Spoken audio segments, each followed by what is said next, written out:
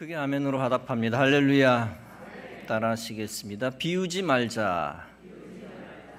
비우지 말자라는 제목으로 말씀 전합니다. 우리가 휴가를 갈 때 집문을 닫아놓고 떠납니다. 문을 열어놓고 휴가 떠난 사람은 없습니다. 왜냐하면 도둑이 들어올지도 모르기 때문입니다. 문을 허술하게 방치하면 위험합니다. 이렇게 비우는 것과 빗장을 푸는 것은 같은 겁니다. 나라도 마찬가지입니다. 나라의 빗장을 풀면 허락받지 않은 타국인들이 들어옵니다. 불법 체류자들이 많이 생깁니다. 나라의 빗장을 푸는 것과 비슷한 개념이 또 있습니다. 국방을 소홀히 하는 것입니다. 대책 없이 군대를 없애거나 줄이는 것은 빗장을 푸는 겁니다. 그러면 강한 이웃 나라가 약한 우리나라를 칩니다. 적군의 수많은 군사들이 국경을 넘어오면 우리나라 지도자를 교체해 버립니다. 그러면 우리나라는 자연스럽게 적국의 땅이 됩니다. 따라서 군대를 이유 없이 줄이는 것은 위험합니다. 군대를 비우는 것은 매우 위험합니다. 잠수함 속에 공기가 들어 있습니다. 그런데 잠수함이 파손되면 바닷물이 들어옵니다. 바닷물이 들어오는 것만큼 공기가 없어집니다. 바닷물이 다 들어오면 승무원은 전원 사망합니다. 그러므로 잠수함은 절대 틈을 만들어서는 안 됩니다. 집 안에 불이나 가스가 들어오게 해서도 안 되죠. 지난주 청주의 한 산부인과에서 화재가 났습니다. 다행히 환자와 직원 122명이 침착하게 대피 탈출했습니다. 갓난아기 23명을 다 안고 탈출했습니다. 우리는 재앙이 커지기 전에 예방을 잘해야 합니다. 불, 화마가 집 안에 들어오지 않게 해야 합니다. 영적 세계도 마찬가지입니다. 인생의 영적 공간을 무방비로 비우면 안 됩니다. 비우면 악한 영이 침투해 들어옵니다. 그러면 우리 인생은 영적으로 패배합니다. 우리는 하나님의 영, 성령을 우리 속에 채워야 합니다. 우리의 존재, 우리의 집, 우리의 교회를 성령으로 채워야 합니다. 거룩한 하나님의 영을 우리 가운데서, 우리 속에서 떠나게 해서는 안 됩니다. 우리의 교회와 우리 집을 위험하게 비워 놔서는 안 됩니다. 우리의 몸과 마음과 영혼을 빈 공간으로 놔둬서는 안 됩니다. 그러면 영적으로 매우 위험해집니다. 그 빈 공간은 빈 채로 유지되지 않습니다. 반드시 악한 영이 채우러 들어옵니다. 본문은 빈자리에 악한 영이 들어오는 것을 경계한 말씀입니다. 본문은 말씀합니다. 그러나 내가 만일 하나님의 손을 힘입어 귀신을 쫓아내면 하나님의 나라가 이미 너희에게 임하였느니라. 강한 자가 무장을 하고 자기 집을 지킬 때는 그 소유가 안전하되 더 강한 자가 와서 그를 굴복시킬 때에는 그가 믿던 무장을 빼앗고 그의 재물을 나누느니라.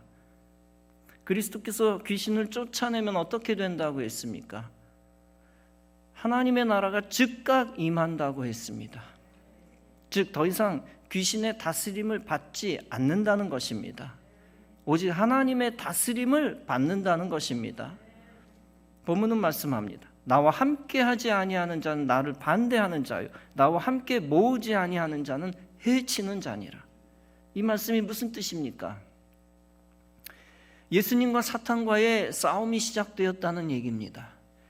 이 전쟁에서 중립적인 자리는 없다라는 겁니다. 누구든지 예수의 편에 서든지 사탄의 편에 서든지 결단해야 합니다.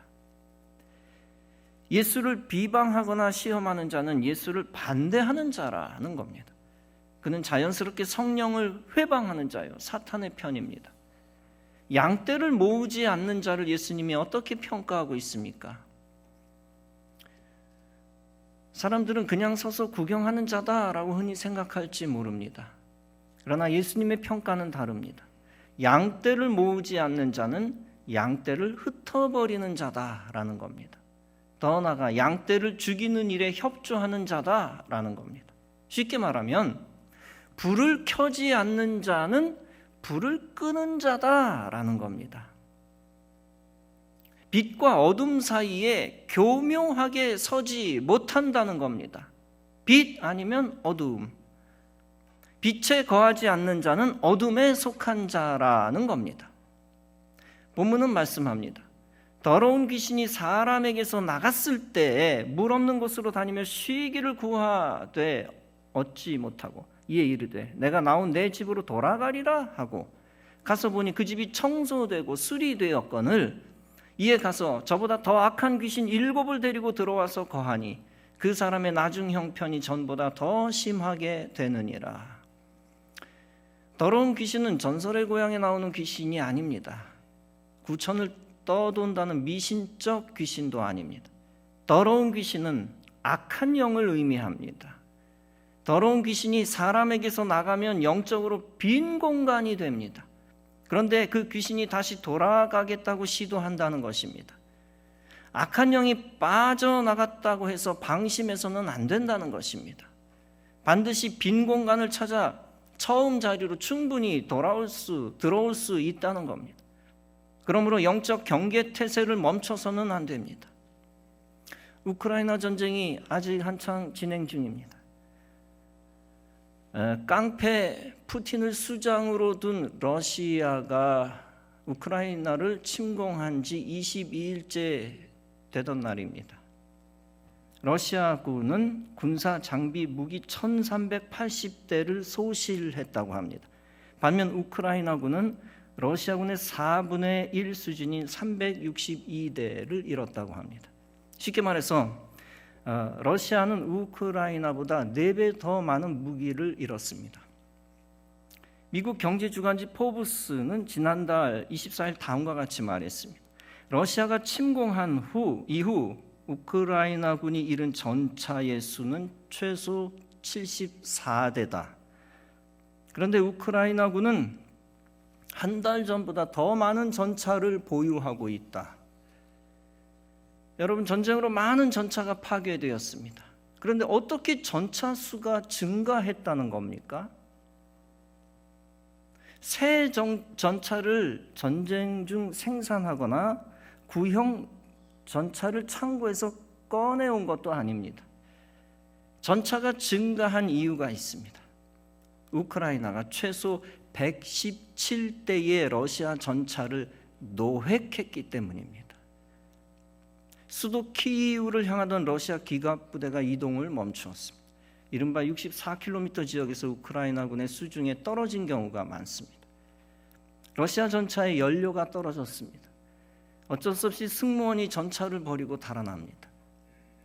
전차는 빈 전차로 덩그러니 남게 되었습니다. 그것을 발견한 우크라이나군은 러시아 전차를 입수합니다. 홈그라운드의 이점을 누리고 있는 겁니다. 우크라이나군이 빼앗은 러시아 무기는 전차에 그치지 않습니다. 러시아군의 전자전 장비 보리소글랩스크 대시 EB라는 걸 노획했다고 합니다. 러시아 대공 미사일 토르포대 및 다연장 로켓 발사기 브라티노가 우크라이나 손에 들어갔다고 합니다.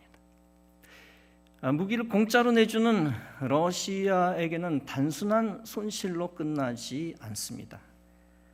우크라이나군은 노획한 무기를 빠르게 수리했습니다. 그 뒤 즉시 실전에 투입했습니다. 결국 전차 한 대가 넘어간 것은 단순히 마이너스 1이 아니라는 겁니다. 전차와 보병 전투차, 자주포 방공 시스템 및 군 차량 수백 대의 주인이 바뀌었습니다. 심지어 우크라이나 농부가 버려진 러시아 전차를 발견하고 농기구로 끌고 가기도 했습니다. 여러분, 전쟁에서 무기의 주인공이 바뀐다는 것은 큰 의미가 있습니다. 그것은 지고 있는 전세를 뒤집어 다시 이기는 기회를 만들기도 합니다. 따라서 주인 없이 비어있는 적의 전차를 반드시 탈취해야 합니다. 아군 입장에선 최대한 아군의 전차를 비우는 일이 없어야 합니다. 끝까지 전차를 아군이 다스리고 나가야 합니다. 우리는 때때로 영적으로 자리를 비우는 일이 있습니다. 그것은 영적으로 위험하다는 것을 알아야 합니다. 악한 영, 귀신이 호시탐탐 노리는 빈 공간은 어떤 공간입니까? 그 집이 청소되고 수리된 상태다라는 것입니다. 이건 긍정적인 문장 진술이 아닙니다. 한마디로 비어있는 상태다라는 겁니다. 혹시 청소되고 수리된 상태를 오해할 수 있습니다. 그 인생이 깨끗한 인생인 것처럼 착각할 수 있습니다. 나는 내가 의로운 일을 한다라고 착각할 수 있습니다. 그러나 인간의 의로움은 하나님 보시기에는 결코 의롭지 않습니다. 인생의 선함은, 인생의 심지어 청결함은 하나님 앞에서 결코 청결하지 않습니다. 하나님을 주인 삼지 않고 인간 스스로 주인 되는 위험한 일입니다. 결과적으로 인생을 텅 비워 방치하는 것입니다. 그 빈 공간은 위험한 공간입니다. 도덕적으로 깨끗하고 인간적으로 완벽해도 위험한 공간입니다. 비워버린 공간은 성령님이 계시지 않는 공간입니다. 즉시 악한 영이 들어오는 공간입니다. 여러분, 우리의 공간은 중립적이지 않습니다. 하나님의 영도 없고 마귀의 영도 없는 중립적인 상태는 없습니다. 반드시 하나님의 영으로 채워지든가 악한 영으로 채워지든가 둘 중 하나입니다. 하나님의 영이 채워지면 악한 영이 들어올 틈이 없습니다. 반대로 악한 영이 채워지면 하나님의 영이 들어올 틈이 없습니다. 오직 우리는 우리의 인생의 공간을 하나님께 내어드려야 합니다. 하나님을 모시고 하나님의 다스림을 받아야 합니다. 우리의 인생은 사실상 영적 전쟁입니다. 하나님 나라와 마귀 나라와의 싸움입니다. 이때 중요한 것이 있습니다. 우리는 영적으로 대비해야 한다는 것입니다.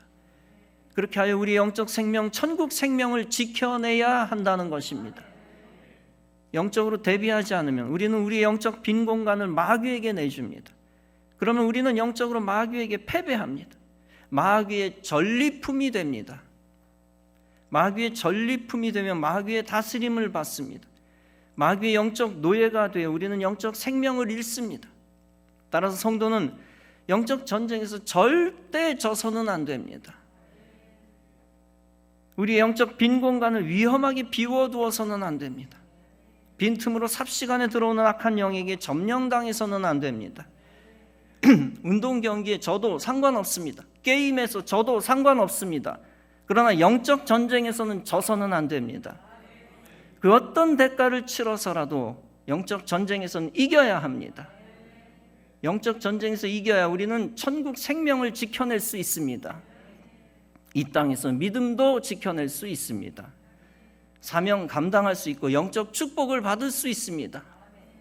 지난주 새벽에 이미 말씀드렸기 때문에 여러분들이 기억하실 것입니다. 신앙생활은 전쟁과 같아서 많은 전쟁 용어를 다 사용할 수가 있습니다. 바울은 로마서 16장에서 말씀합니다. 또한 너희 지체를 불의의 무기로 죄에게 내주지 말고 오직 너희 자신을 죽은 자 가운데서 다시 살아난 자같이 하나님께 드리며 너희 지체를 의의 무기로 하나님께 드리라. 불의와 죄는 우리의 영적 대적입니다. 불의와 죄에 지거나 넘어지지 말라는 것입니다. 만약 그것들에 지면 우리의 몸은 불의의 도구, 죄의 도구로 변신합니다. 마귀가 마음대로 쓰는 악한 도구가 됩니다. 그러면 우리 자신이 죄의 도구가 되어 선한 사람들을 무너뜨립니다. 신앙적인 사람들까지 흔들고 실족시킵니다. 최악의 경우는 그들을 마귀의 사람으로 인도합니다.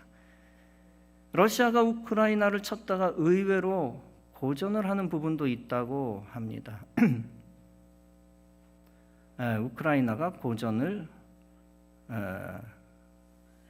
하고 있는 경우도 있습니다.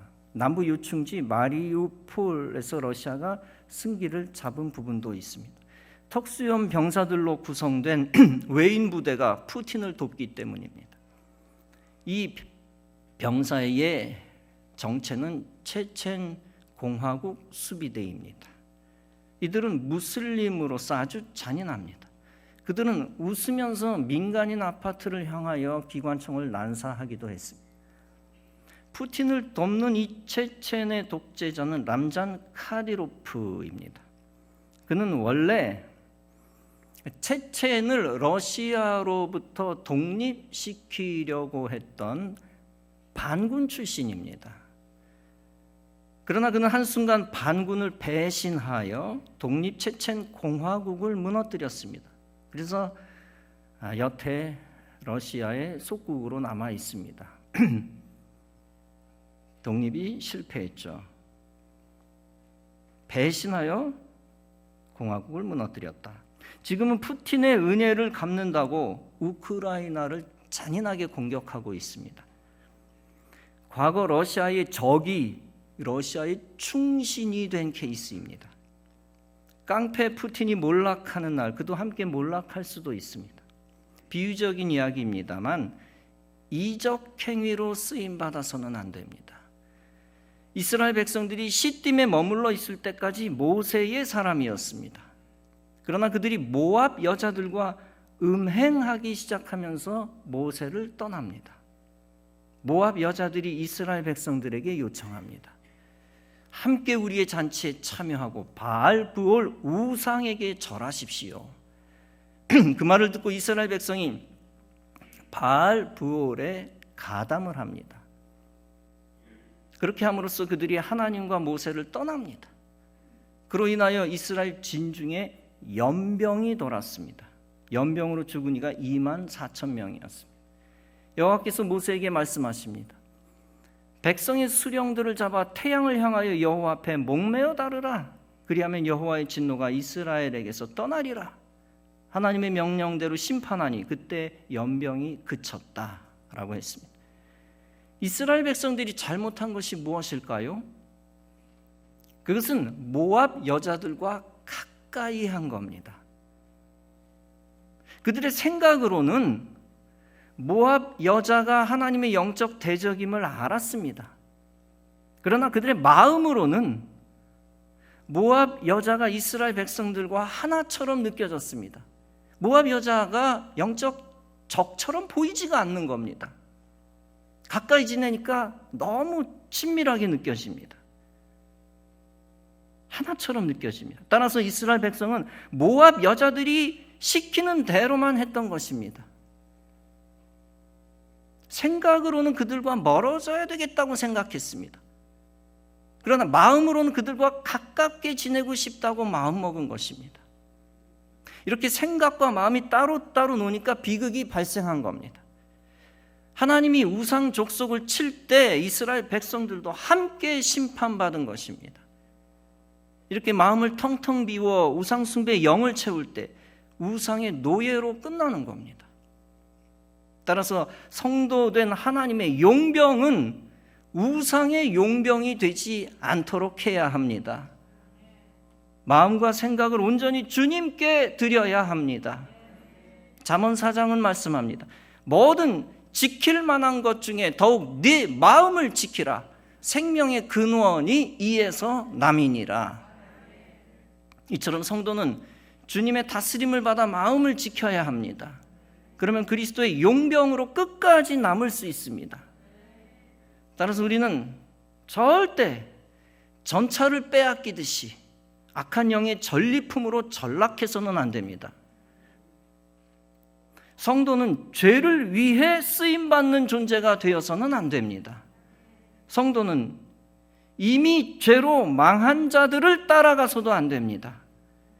주님의 심판을 받아 망할 자와 묶이거나 엮여 함께 심판받아서도 안 됩니다. 반대로 성도는 죄와 싸우는 거룩한 무기가 되어야 합니다. 그때 성도는 죄와의 싸움 속에서 저절로 의로움을 회복해 나갑니다.